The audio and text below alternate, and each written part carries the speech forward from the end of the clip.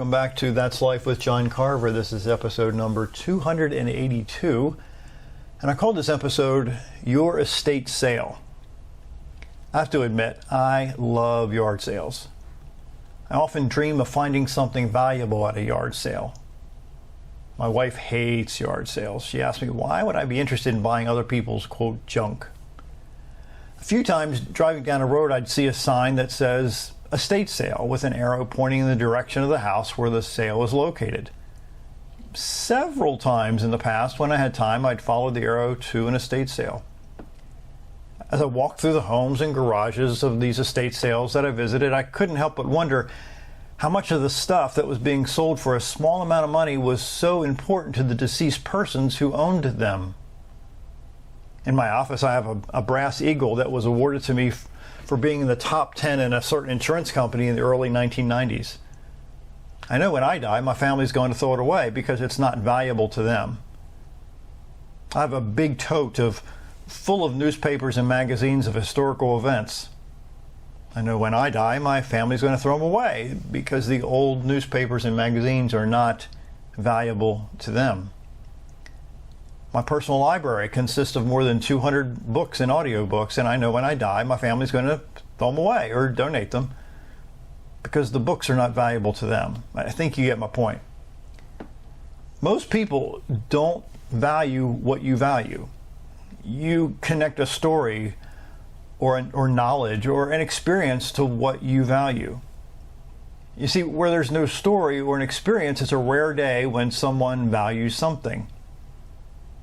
What I continue to learn is that things are not as important as people, or as relationships, or connections, or making good memories. Your family, your genuine friends are so much more valuable than possessions. I read an old story by an unknown author that goes like this. Before he died, a father said to his son, "Here is a watch your grandfather gave me. It's almost 200 years old. Before I give it to you, go to the jewelry store in the city and tell them that I want to sell it and see how much they offer you." The son went to the jewelry store and came back to his father and said they offered $100 because it's so old. My father said, "Well, try going to the pawn shop." So the son went to the pawn shop and came back to his father and said the pawn shop offered only $20 because it has a scratch. Well, the father asked his son to go to the museum and show them the watch. The son quietly questioned his father's judgment, but still willing to act on his last wishes, he went to the museum. When he came back to his father, he said the curator offered $375,000 for this very rare piece to be included in their precious antique collection. The father responded, I want to show you that the right place will value you in the right way. Again, I want to show you that the right place will value you in the right way. Don't find yourself in the wrong place, he said, and get angry because you're not valued.